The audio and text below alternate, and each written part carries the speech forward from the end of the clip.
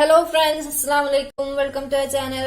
So നമ്മൾ ഇന്ന് ചെയ്യാൻ പോകുന്നത് പഴം വെച്ചിട്ട് ഒരു കിഡിലൻ ഈസി ആയിട്ടുള്ള റെസിപ്പിയാണ് നമ്മൾ തയ്യാറാക്കാൻ പോകുന്നത്.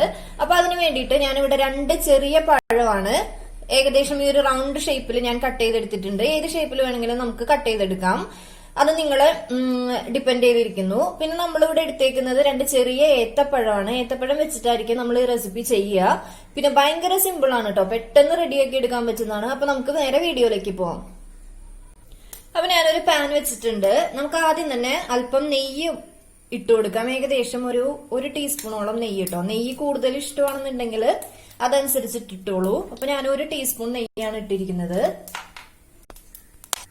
ഇനി നമുക്ക് അടുത്തതായിട്ട് ഇതിനകത്തോട്ട് പഞ്ചസാരയാണ് ചേർത്ത് കൊടുക്കുന്നത്. അപ്പൊ ഞാനിവിടെ ഏകദേശം ഒരു 1.5 ടേബിൾ സ്പൂൺ പഞ്ചസാര എടുക്കുന്നുണ്ട്.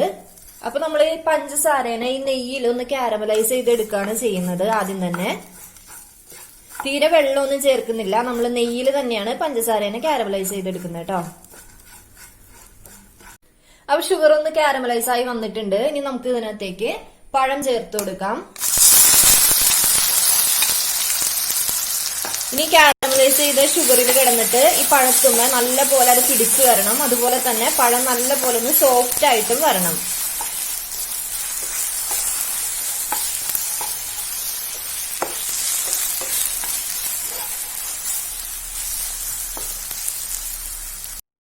അപ്പൊ നമ്മുടെ പഴം ഒന്ന് സെറ്റ് ആയിട്ട് നല്ല സോഫ്റ്റ് ആയിട്ട് വന്നിട്ടുണ്ട്.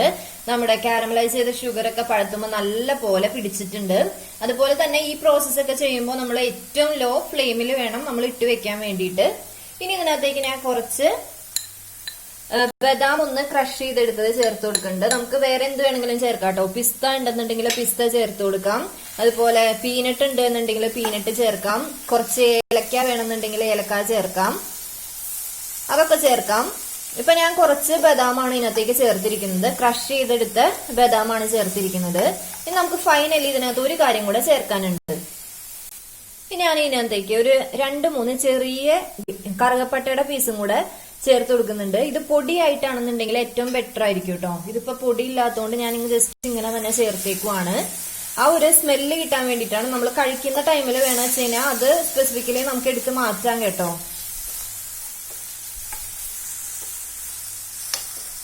അപ്പൊ ഇത്രയേ ഉള്ളൂ കേട്ടോ. ഭയങ്കര ടേസ്റ്റ് ആണ് ഇത് കഴിക്കാൻ വേണ്ടിയിട്ട്. ആ ഷുഗർ സിറപ്പ് അതേപോലെ ഷുഗർ കാരമലൈസ് ചെയ്തതിനകത്ത് കിടന്നിട്ട് പഴം ഒന്നിങ്ങനെ സോഫ്റ്റ് ആയിട്ട് നെയ്യിലൊക്കെ ഇങ്ങനെ മുരിഞ്ഞ് വരുമ്പോൾ ഒരു പ്രത്യേക ടേസ്റ്റ് ആയിരിക്കും കഴിക്കാൻ വേണ്ടിയിട്ട്. ഇത് ആക്ച്വലി ചൂടോട് കൂടെ കഴിക്കാം, അല്ല വെച്ച് കഴിഞ്ഞാൽ ഫ്രീസ് ചെയ്ത് കഴിക്കുകയാണെന്നുണ്ടെങ്കിലും സൂപ്പർ ആയിരിക്കും കേട്ടോ.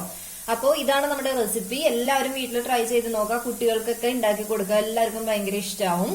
സോ നിങ്ങൾ ട്രൈ ചെയ്ത് നോക്കിയിട്ട് കമന്റ്സ് പറയാം. സോ നമുക്ക് ഇനിയും അടുത്ത വീഡിയോ ആയിട്ട് കാണാം. അതുവരേക്കും താങ്ക്സ് ഫോർ വാച്ചിങ്. അസ്സലാമു അലൈക്കും.